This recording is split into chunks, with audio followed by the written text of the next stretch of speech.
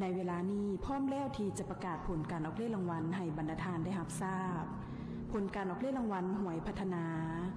ประจำงวดที่16ออกข้างวันที่6เดือนกุมภาพันธ์ปี2026รางวัลเลข6โตวเลขที่ออกได้แก่หมายเลข837